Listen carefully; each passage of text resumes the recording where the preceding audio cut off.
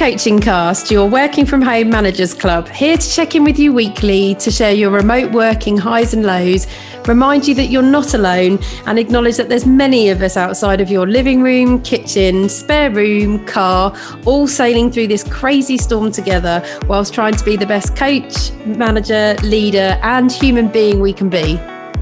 I'm Lisa Robinwood, founder of Grip Corporate Coaching, personal performance coach, leader, and chief eye roller when it comes to all nonsensical corporate mumbo jumbo, which suffocates rather than advocates.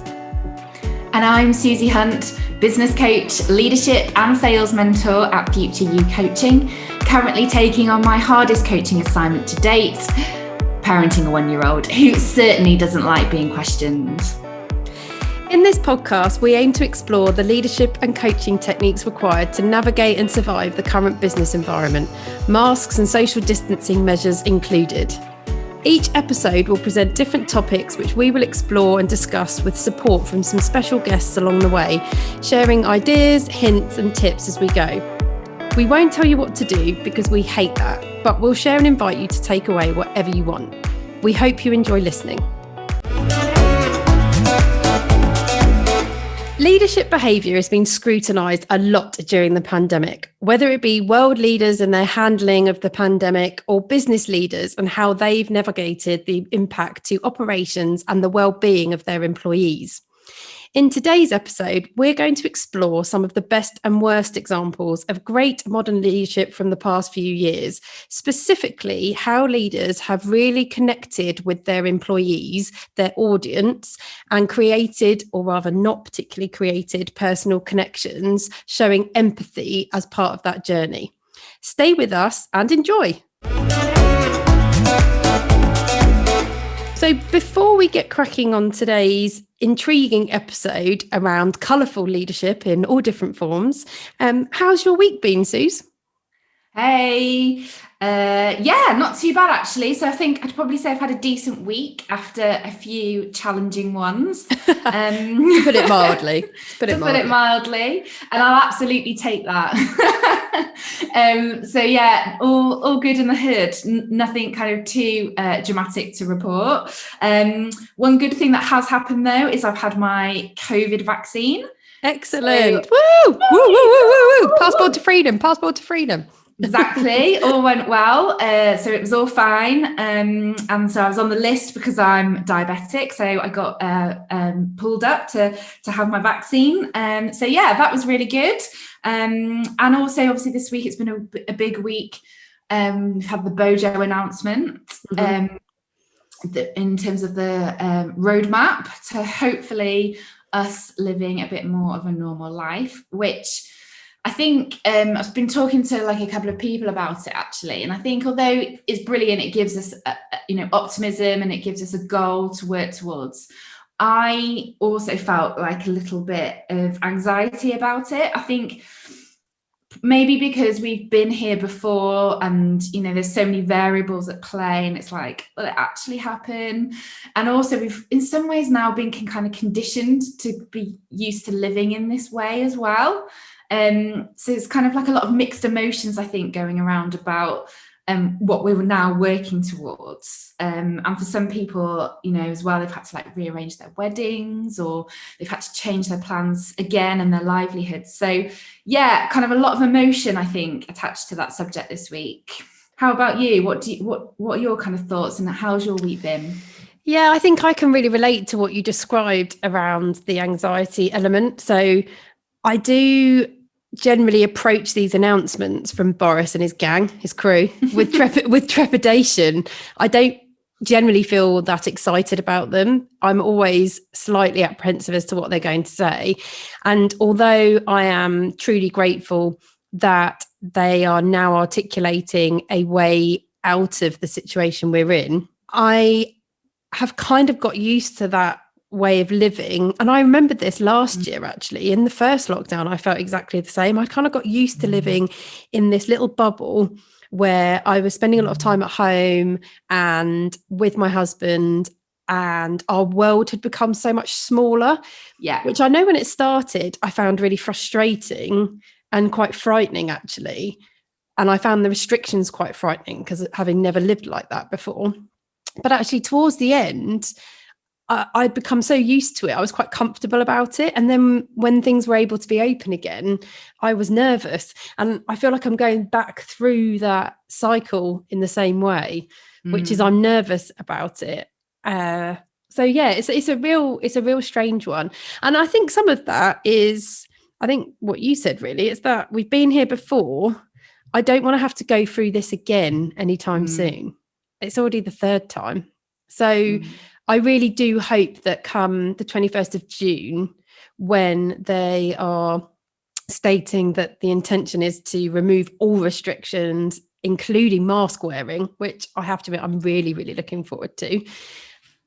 I hope that's the case, and I hope we don't go backwards at any point. So, yeah. And I think it's also going to be interesting as to what will life be like from that point, because we've all got used to being apart, and we've got used to, when we're out in shops, keeping our distance and, you know, not hugging anyone. Is it going to take a bit of time to like unwind some of that, and for us to lose the habit of keeping separate? I don't know. It's odd, isn't it? But yeah, I mean, the spirit of not overthinking things, because I don't generally like to do that. I don't find it that helpful. It's a goal, as you've said, and you know, as coaches, we love a goal, and there is one there with a time frame. There's dates on it and everything, so therefore it's cemented. So let's move towards it, I say. And I think that's the thing. I do think it will come around quite quickly. I know for some people, we all got a different sense of time. I'm sure there are people out there saying it's not coming soon enough, but actually we're already, you know, coming into March, which is mad. I can't believe that. So June's not that far away. Yeah, hopefully, fingers crossed, it comes around really quickly, and we'll have some freedom. Yeah, freedom. In the words of the wonderful George Michael. I won't sing further than that. No, neither will I. Oh my gosh. Right, shall we get into the topic before we ruin things for everyone further? We've probably lost most of our audience just at that moment. Right, quick. On to the topic. Let's do it. So in today's episode, we're going to explore some of the best and worst examples of modern leadership from the past few years, specifically looking at how those leaders have, or rather haven't in some situations, connected with their audience. So the people around them, either those they directly lead and manage, or those who look to them for leadership in the wider context of their role. Big part of that is going to be looking at empathy, and we'll talk a bit more about that later. So to kick off this conversation, we're starting with an individual who has hit the headlines recently in the UK, and that's Bill Michael, ex-chairman of KPMG, who recently told his employees to stop moaning during a virtual meeting about the impact of coronavirus, and made a bold claim that unconscious bias is crap. So let's just check in on the meaning of unconscious bias, which, let's be honest, I probably did more for my own personal benefit than anyone else's. Essentially, unconscious bias is the underlying attitudes and stereotypes that individuals unconsciously attribute to another person or group of people that affects how they understand and ultimately engage with them. We're all guilty of it in some form. It's just that it needs to remain checked, i.e. we need to practice our own self-awareness and check in on ourselves around our thoughts and behaviours to challenge any of that unhelpful, unfair thinking that is wrongly manipulating how we're treating people. I've watched the Bill Michael recording and believe this is an example of a leader failing to recognise the importance of their role and responsibilities and understand the audience that they're speaking to. So ultimately for him, the people in which he's leading, and their many different versions of reality, ultimately showing a severe lack of self-awareness in that moment, and very much a speak before you think scenario. So Susie, what are your thoughts about Bill Michael and his stop moaning comment to his employees? So yeah, Bill. Bill. Or Michael, if you're like me and can't seem to connect with the fact that just because he's got two names that actually could be a first name doesn't mean you swap them around. The amount of times I've wanted to call him Michael Bill. So yes, Bill. Well, he might want to swap them around. So I watched the video and I read a couple of articles and reports about what happened at the virtual town hall a few weeks ago. And I think I watched it and I think my jaw kind of dropped a little bit when I got to the end of the recording. It is, for me, an incredibly insensitive narrative that he communicates. It comes across from a place of a little bit of a place around hostility, I think. Not much empathy there, and it's very uncompassionate in the way he kind of way he presents himself and also what he says and the words he used. And it's very privileged, I think, from a place where he doesn't really seek to understand or empathize with perhaps how other people are feeling or where they are at in their lives and their journey with what's going on at the moment. It also didn't particularly acknowledge differences of who people are and their backgrounds, but also what they can bring. It was quite dismissive, and that's where the kind of unconscious bias piece plays in. He was very dismissive of that element. And I think he fundamentally and very wrongly forgot about his role and the impact he has on others and his responsibility actually to others, it particularly in that very significant leadership position. He is an example to everyone in that position around how you should behave and the values that you should demonstrate within the organization. And when you are at the top of the tree, your behavior will then filter down to all the kind of levels beneath, and people will look up to that and aspire to be like that because that's what they think is good and is set as an example. So I think that in that instance is a very dangerous potential position to kind of be in and be demonstrating.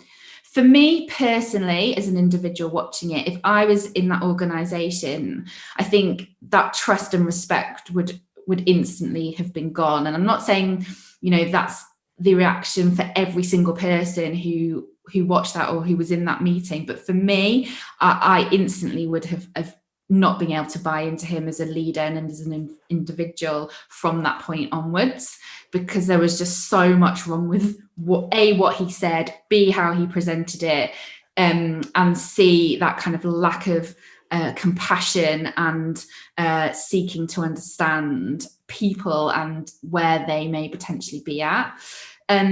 So that's my kind of thoughts on it. It was quite difficult to watch in some places. How about you? What are your thoughts on Bill Michael's situation there? I really stripped it back in terms of how I viewed it. And what I saw in that video was a man sitting in his casual clothes in front of his laptop in a room by himself somewhere, having a conversation to a faceless audience. And I genuinely think he had a complete lapse in judgment and awareness, forgot where he was, who he was with, and spoke aloud his thoughts. And I don't agree with what he said, but we all are entitled to an opinion, rightly or wrongly. You don't have to like what someone thinks about things. I think it's recognizing when it's appropriate to share and when it's not just in terms of how it may represent you, but who you're speaking to. And I genuinely think he appeared to me to just forget where he was. And this is, I think, the danger of Zoom and any form of video conferencing call that we all need to be extremely aware of and really consider. Just because you can't see your audience face to face personally doesn't mean they're not there and that they're not listening. And obviously what you're also missing is that ability to read people's faces, read a body language, take cues from that, and also be able to read and interpret reactions. You're missing all of it if you're not specifically looking out for it. So I really think it's a real key lesson, not just in leadership in respect of the role of you play as a leader and that shadow you cast, and really being clear about how you best connect with those that you're leading, so you truly speak to them in a way that means something to them, that makes sense to them, like what you were describing around acknowledging other people's realities. Is also a lesson in how to conduct yourself when it comes to speaking to a large group of people, but especially over video conferencing, where you really, I think, have to be very considerate that, if anything, you have to prepare more, not less, to communicate the message you want to share in the way that you would like it to be received. So yeah, that's all I could think about. I don't know why, but I was really drawn to that when I watched the video. I was like, oh, this is just a bloke, just to downplay him, this is just a bloke sitting in his t-shirt in a room somewhere, clearly missing the fact of who he's talking to and the environment he's in. I think you raise a really good point there about that informal setting influencing his persona in that call and his preparation and the way he presented himself. And I think like you said, there is an absolute danger that when you are then in a more informal environment, probably at home, that, can change the way that you might communicate or your view on something, and it becomes a lot more blurred.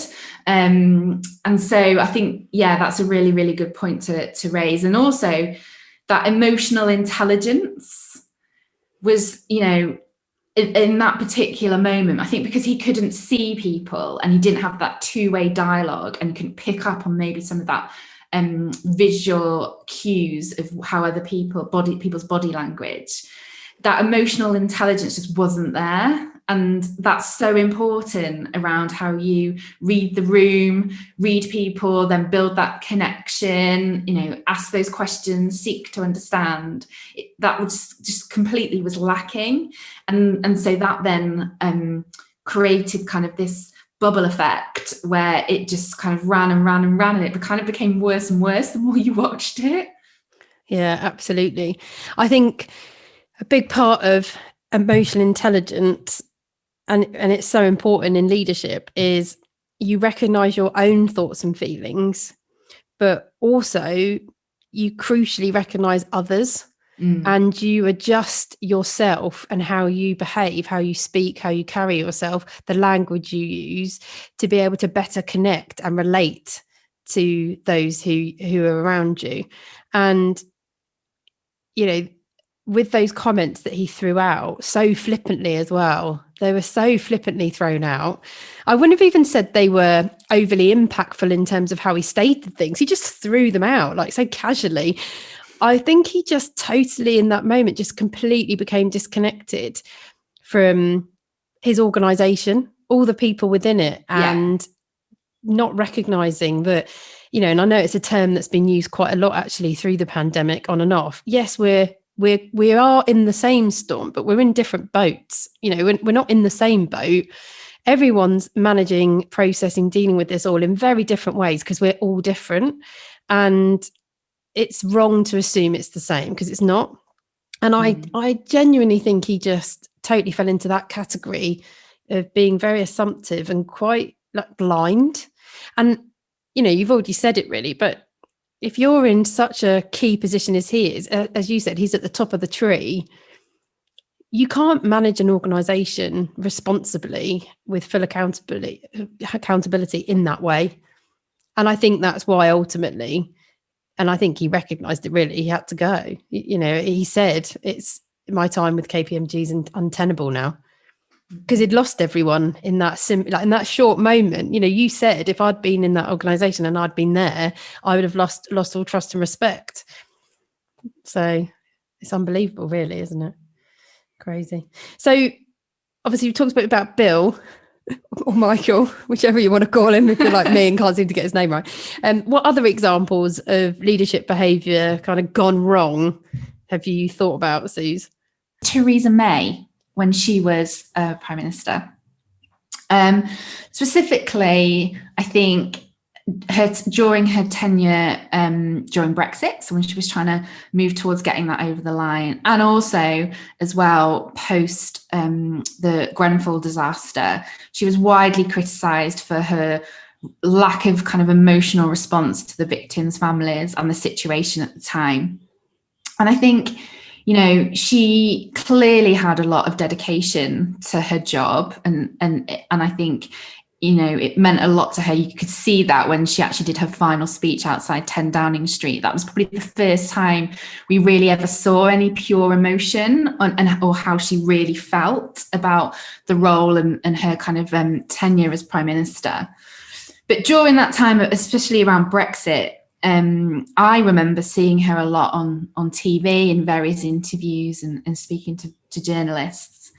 And she used to just stick to the same script over and over again, like it was this continual narrative, which in some ways became, like, certainly for me, became a bit of a joke. You know, she said, you know, a lot about, you know, Brexit means Brexit, over and over again, and the narrative was fairly, you know, wasn't particularly impromptu. It wasn't particularly natural or in the moment. And it was all just a bit wooden, I would say, a lot of the time. And I think as well, you know, she was very uncomfortable, visibly uncomfortable with opening up a lot of the time. And don't get me wrong, I know when you're in that position, you can't be fully opening up around your thoughts and feelings and views. I get that. But there's probably an element of being in the middle and, you know, for example, you know, telling stories about where she'd maybe learned or grown in her leadership journey, or, you know, where she was sharing what she perhaps, you know, thought about a situation. And I think when you can't storytell, or when you can't open up to an extent, it doesn't then build, and we've talked about this on other episodes, it doesn't then build connection with people. They don't buy into you as a human, you know, and that's where that emotional intelligence in leadership really comes into play. And if it is all just a bit staged and all a bit unauthentic and wooden, it doesn't inspire people. You can't reassure people that it's going to be okay, because you can't give an example of when it has been for you. And so that doesn't then unite people. And I think going back specifically to that kind of Grenfell experience, that's what she needed to do, was unite that community and that and those families, that she was going to do everything she possibly could to find out, you know, what had happened. And I think because she couldn't bring those people together, the impact then was of her words and her kind of more wooden persona was quite vast, and not in a good way. So yeah, I think she is an example of somebody who's absolutely got the intelligence to do a job, but was lacking that more emotional side, and how that really brings in connection and inspiration for others. I think your example with Theresa in the Grenfell situation is a really interesting one to bring up, because at the time she was heavily criticised, as you point out, for showing no emotion to the situation and not being present at the time. So she didn't visit Grenfell, whereas Jeremy Corbyn did. And but in doing so showed, I'm here for you. I think in those scenarios, what you can do as a leader, regardless of your background, your social standing, your finances, your political beliefs, is show I'm still a human being and I still feel things. And when something awful happens to a human, I can relate to what that feels like, because I am also one too. And I have children and I am a wife. I am, you know, and that's what was lacking there. And it was as though I felt that she was paralysed in many ways and did nothing for fear and overthinking of what the right thing was to do. And I do think that happens quite a lot in leadership. I think you see that in business as well, is that actually the overthinking, 100%. the overthinking of what the right thing to do is in a situation, or maybe not the right thing, that's not necessarily the word I mean, the appropriate thing to do, stops people from doing anything. And I think this comes back to that. And I think we have mentioned it before, and I think we should explore it deeply in an episode, which is that around vulnerability and being prepared to be vulnerable as a leader and show your cards, show who you are, show what you think, show that what you're feeling, show a bit of a side of yourself that is not work related, even for a moment, because that's what people will connect with, I truly think. But I recognise it's not something everyone's comfortable to do. And I definitely don't think Theresa May's comfortable to do that either. Definitely not in the past. Maybe not. Maybe it'd be interesting to see how she is now. But a really good example, though, I think. So we've talked about things not working. And in the spirit of positivity and optimism and moving forward and taking action, which is what you and I love to do, especially as in our role as coaches, what about an example of a leader who has got this right for us to learn from? So a leader who has been able to connect with their emotional intelligence successfully and demonstrate that they have some.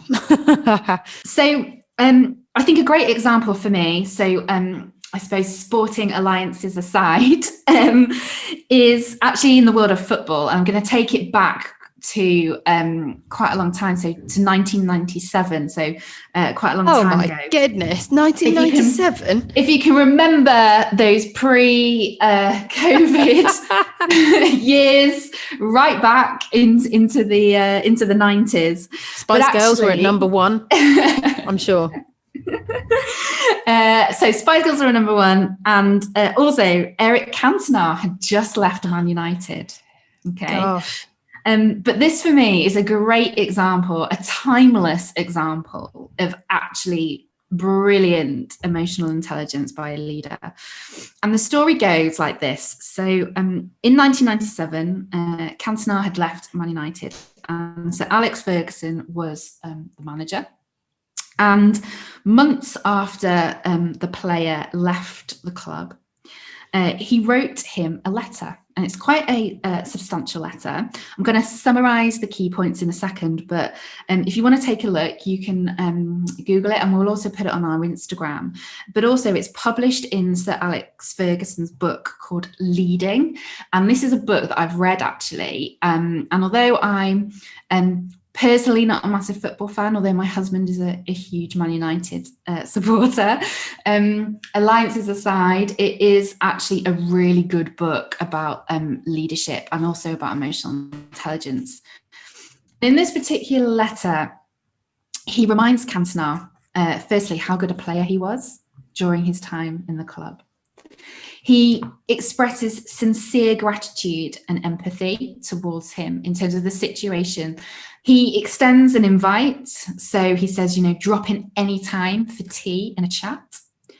And he puts himself into the shoes of Cantona and how he may be feeling at that particular moment in time. And I think what's clear from reading this letter is he made it his business to put himself into the shoes of his players and into the viewpoint of what might be important to them and how they might be feeling at that time. And one of the things he did famously say, which I think is really sums up the power of having emotional intelligence alongside having talent and in IQ and intelligence as well, is he famously said, lift your head and see what's going on around you. And for me, that's what having EQ or emotional intelligence is all about, is looking up and seeing what's going on around you in terms of your team, in terms of the people around you, and thinking about how you then react to that in a sensitive way, and showing empathy and showing that what we talked about in the Bill Michaels example, that all important seeking to understand. And great to take an example from a different setting. So taking it from sport we've talked about politicians famously as well. So I was thinking about leaders who are owning emotional intelligence and using it really effectively in today's. So you've got taken us back to 97. I'm going to try and bring us forward to the here and now. Brilliant. And what I would say is, I do think finding examples in terms of really emotionally intelligent leaders, I think, and this is quite exciting, there are more examples coming through in recent times, especially with the COVID pandemic, that is demonstrating a change, a sort of turning of the tide of how individuals are viewing the role of a leader and their responsibility. And I think these past months has really encouraged people to show their humanness, because the pandemic has been such a human issue that's transcended roles, authority, society differences. I think all of us have been being impacted by it in some way. Fair enough, maybe in different ways, to different levels. I'm not talking about that. What I'm talking about is I don't think it hasn't touched anybody. And so I think actually in many ways, if you're going to see any kind of positive from this, bringing us together and finding ways in which we can relate to one another has got to be in there somewhere. So I was thinking, well, which leaders have I noted that have really shown this level of humanness? And although she may not be an obvious leader in some ways, the example I'm going to use is a lady called Celeste Barber. So Celeste Barber, for anybody who doesn't know who she is an Australian comedian, actor and a writer who has been prolific on Instagram in the last couple of years, mainly with her reenactment, if you like, of famous models and their depiction of themselves, their image, and the sort of famous photos that she then recreates to great hilarious effect, I think. And I'm using her because, fine, she's not a political leader and she's not a leader in business, but she is a businesswoman in her own right, her business being herself. She's the brand. And I think what she really does really, really very well is she embodies the power of authenticity and being real and being yourself, which I think people have been crying out for over these last few years. And it's more popularized being yourself these days than I think ever before. And I think she is truly representing it. I also think what she does so well is she is so relatable. And I think that's why she has such a huge following now and why she actually ultimately has so much influence. So what I think she demonstrates is that you can lead with humor, you can have influence with humor, you can be hugely successful and intelligent, and it's not the sign of the opposite. You know, she famously at the beginning of 2020, prior to COVID and the pandemic starting, she really got behind supporting fundraising for the horrendous bushfires that attacked Australia. And she raised $51.3 million via social media to support the fire services and the people impacted by, and the animals, I might add, by the disaster. She's had the most successful Facebook charity drive of all time. And I think she truly leads, she speaks out, she brings people together, and ultimately she gets shit done. And I think that is in many ways what the role of a leader is about in terms of their responsibilities. And although she's not an obvious choice, I think she embodies a lot of what we're talking about. And part of her real strength in her emotional intelligence is her ability to empathize with other people and be human, speak to people, bring people together.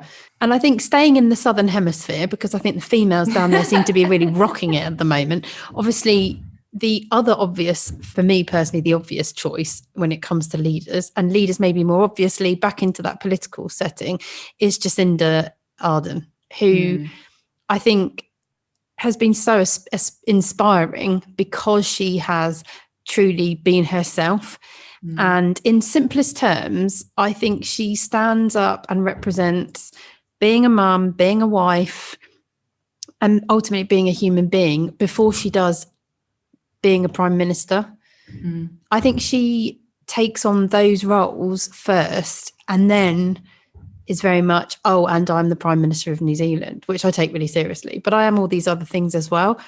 And I don't know many senior leaders who have taken on their leadership role in that way, especially not in politics before. I think it's very much first and foremost, I'm a prime minister, I'm a president. Oh, and then you can understand the things about me that are deep within, and that I'm also these other things as well. But I don't think that's the case with Jacinda. And I think she has stepped up and been visible and present in moments of crisis, like with the horrendous shooting that took place. And, you know, she was right there on the ground with the people it impacted, the people it affected, the people who'd experienced great loss, being a human being. So she did very much the opposite of what Theresa May did in the example you gave. And I think her being present and visible and demonstrating this is an awful situation, it's really uncomfortable, it's not about me, but I want to be there with you anyway. And I want to demonstrate, no, it's not about me directly, but indirectly it's about human beings, it's about our country. And because of that, I'm hurting too, in a way. And showing how much she cared, it just was so powerful. And I think she is being regularly celebrated at the moment. And so in some ways, I was disappointed in myself for maybe offering such an obvious choice. But the fact is that her approach at the moment is quite unique. There are not enough people with those skills in key roles at the moment. And that's where there is a gap. I think there are plenty of women and men as well, because there are some fantastic, really emotionally intelligent men out there too. This isn't about gender, who have these qualities, have these skills and are demonstrating them, but they're not in the positions we need them to be in. There's not enough of them. Yeah, definitely. I think when you actually talk about the example with Jacinda and the kindness that she showed. That's the word I was looking for, Suze. Kindness. And I know that's a real key word at the moment in society, and actually, so it should be. That's really important. But there's a real contrast there when you think about kind of her approach versus the approach we talked about with Theresa May. And I believe everyone is intrinsically good. I know there are probably many people out there who may well disagree with me, but I'm an optimist and I believe in the good in people. I don't think it's that Theresa is not intrinsically good. I think she is not confidently connected enough with her emotions and her I think, inner thoughts in some ways to feel capable to represent herself in the way that she would like, that she feels is suitable. And that's the difference. I mean, I'm putting words in her mouth. I don't know Theresa. We're not mates or anything. I'm assuming, which I generally say you shouldn't do. But for the purpose of this episode, for it to work, I'm going to use it. Because it's highly unlikely at any point I'll ever meet her. Maybe I will off the back of this episode. She'll probably come. Maybe she'll listen to it. Maybe she'll listen to it and she'll go, "You two haven't got a clue what I was going through at that time," or what I thought. Also, she probably would tell us that she sacked her advisor. Look, I think it's about looking at how do you, especially if it's not a natural skill that you possess, how do you improve how you connect with other people? And I think just at this point, I think it's really important that we do just recognise that we are all human in some shape or another, although that could be debated maybe for Donald Trump. We are going to slip up from time to time in showing our emotions. We can't be perfect. all the time. And we're not saying that's what you need to be doing. I certainly, in my leadership roles previously, have got it wrong at times, where I've reacted in the moment or not reacted in the best possible way. And normally because there's been other stuff that's been going on in the background. And actually, do you know what? We're going to get it wrong from time to time. But I think, to your point, actually, and the examples you've just used, it's about how we then respond and manage that situation moving forward. That's the crucial element. So to bring that to life, I know for me, when I got it wrong, I actually followed it up with the person that I'd maybe not reacted great with. In a one-to-one conversation, I rang them up afterwards and I just apologized. And I'm really sorry. I got that completely wrong. I shouldn't have reacted in that way.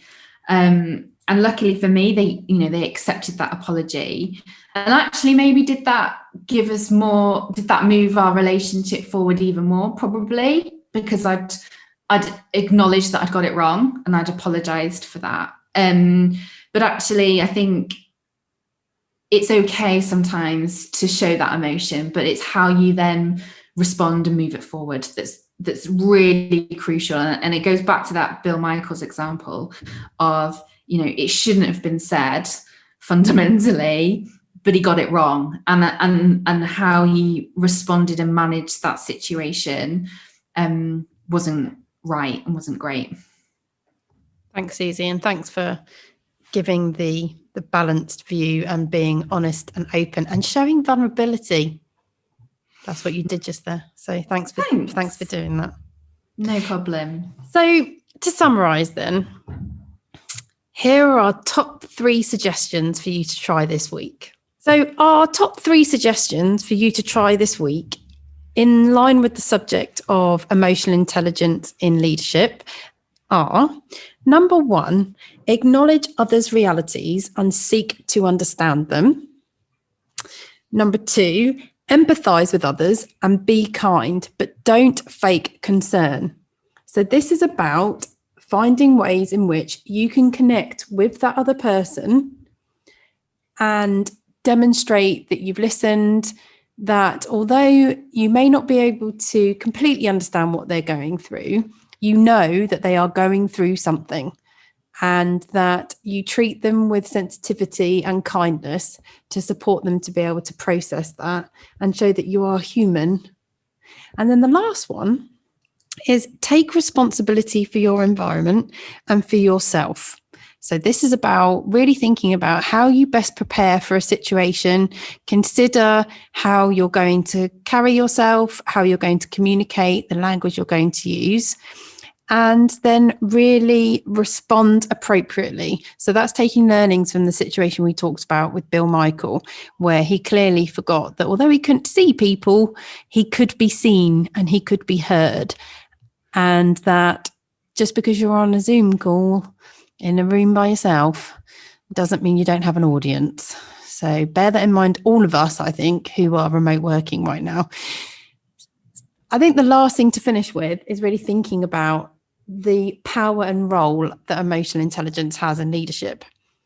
It's not just about your IQ. It's not just about your talent. It's not just about your qualifications. Emotional intelligence is just as important as all of those. I would actually argue even more so. And it has been proven time and time again that the greatest leaders who are the most successful and the most successful in a reputable, celebratory way are so because they have high emotional intelligence. So it's now time for our listener question.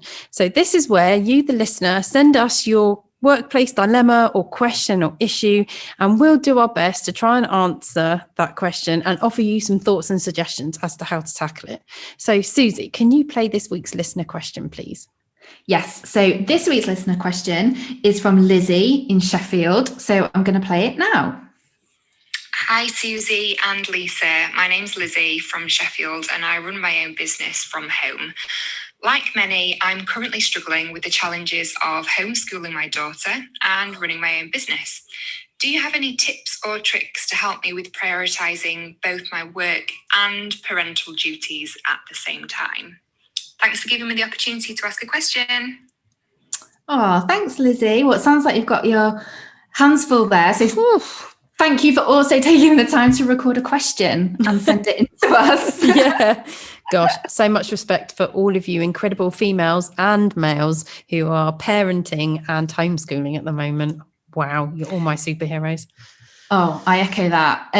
So yeah, any hints or tips? Well, I think firstly, I would say if you haven't already, boundaries are pretty critical at this point. Hopefully there is some light at the end of the tunnel, but I think in these next couple of weeks leading up to when your daughter hopefully goes back to school, boundaries are really important. And what I mean by that is just thinking about creating time where you are then single-mindedly focused either on work and moving that forward, or on your parental responsibilities, looking after your daughter, or whether that's stuff around the house as well.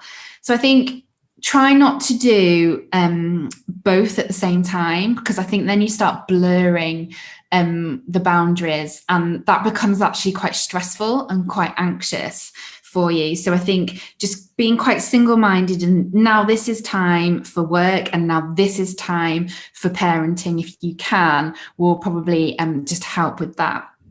My second suggestion would be tell the people that you work with the situation you're in, because actually probably a lot of them are probably in the same, trying to homeschool and work at the same time, and also when you'll be online and when you'll be offline, so that you move away from that feeling of or expectation of having to always be online, because that again creates quite a sense of stress and anxiety within us. So yeah, my second tip would be tell people you work with the situation and the boundaries that you're setting for yourself. And the third thing I would suggest is maybe if you can create the time in your diary, is create a bit of a well-being day once a fortnight, whether that's for you solely on your own, or if that's actually time with your daughter where you don't work or you don't homeschool. You just spend some nice quality time together, so that you don't again feel that pressure of having to do everything all the time. It's a nice day just dedicated to either yourself or also to the two of you as well. So they would be my main hints and tips. Lisa, have you got anything you wanted to maybe add for Lizzie? I think what I would add to that is a way in which to recognise what you have achieved every day and to give yourself time to celebrate. Because I think when you're trying to conduct multiple roles and you have many things to do, what you lose sight of is all that you have achieved. You tend to look at all the things you haven't done.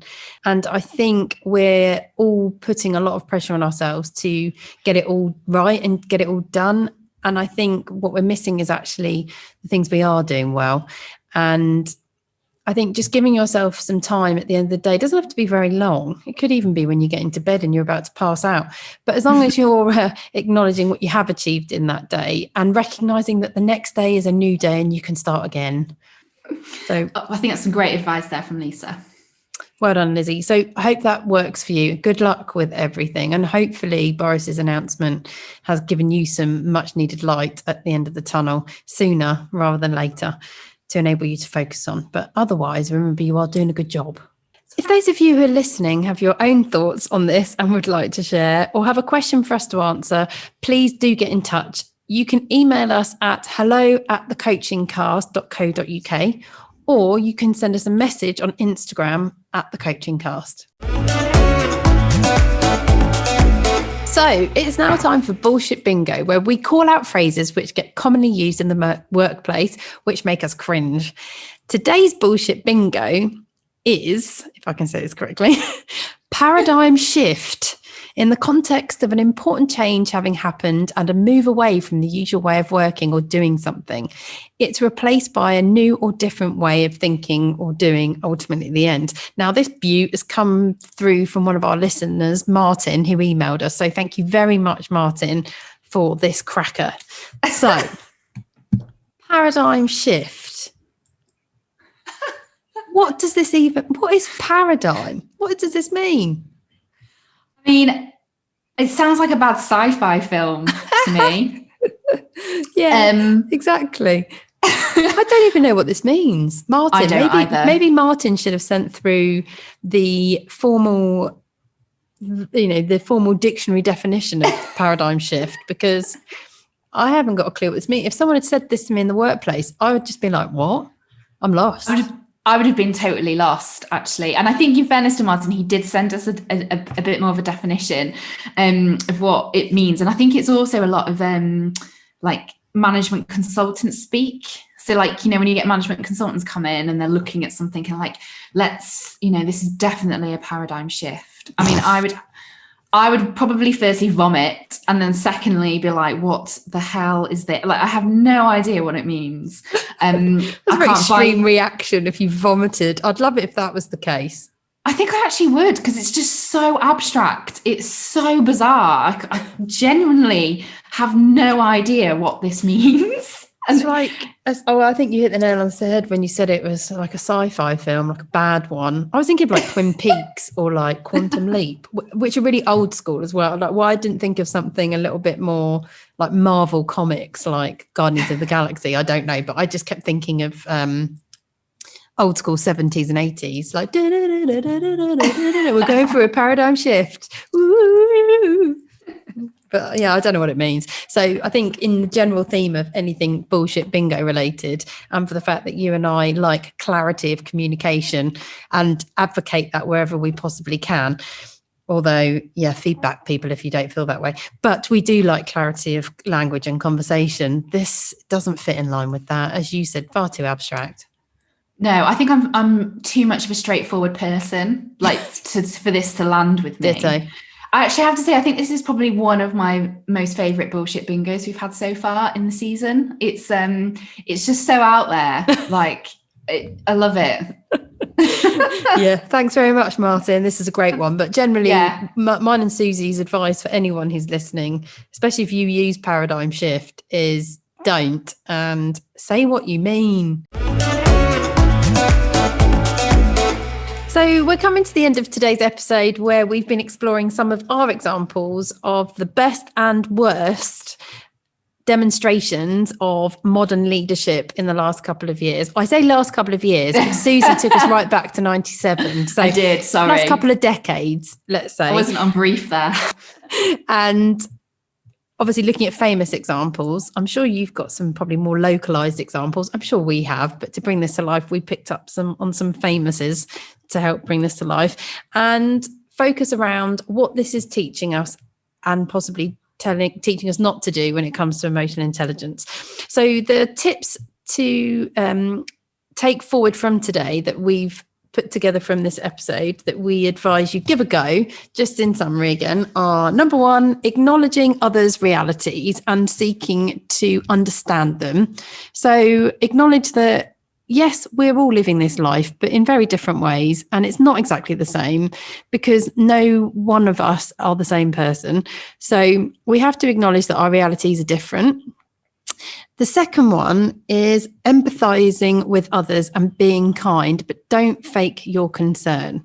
So yes, you may not be going through what someone else is in exactly the same way, but that doesn't invalidate their experience and it doesn't invalidate their feelings. So if you want to grow connections with others, then really look to understand what they're going through and be kind to them, be sensitive to that. And then the last one is taking responsibility, and that's for your environment and for yourself. So being really clear around how you prepare and you consider and ultimately respond in situations and in scenarios, whether that be with big groups of people or with a smaller group of people, and really bearing in mind that just because you're on a Zoom call doesn't mean you don't have an audience. People can see you, people can hear you. So think about how you're presenting yourself and your language, and don't do a Bill Michael. I think that's probably we should do a hashtag, don't do a Bill Michael from KPMG. And just to reiterate again, emotional intelligence is just as important, if not more so, than IQ, qualifications, any other general traditional school of thought around what it takes to be a successful leader. And I think there is plenty of research out there right now that demonstrates how the most successful leaders who are demonstrated as being good leaders have very high emotional intelligence. In addition to our tips and suggestions, we also are going to offer you some questions to take away and answer for yourselves. So to be clear, me and Susie are managers and leaders. We're also coaches, and this podcast is called The Coaching Cast. And therefore, what we like as coaches, and in the true theme of coaching, is asking questions. And the reason we pose questions to you is to deepen your thinking and to support you to potentially think differently and take different actions as a result. So be inspired with different ideas through that different thinking. So the 3 questions that we've got for you today are, to start with, it's an activity. So to increase your self-awareness and support your growth in emotional intelligence, really notice in the next situation that this presents itself, the next opportunity, really notice what you're feeling. Ask yourself, what is useful to you about this feeling? And then on the flip side, what is potentially unhelpful to you about this feeling? And on that basis, what could you feel instead that would be more helpful to enable you to manage that situation? The second question is, in the next situation you encounter that creates a potential reaction in you, take the opportunity to stop.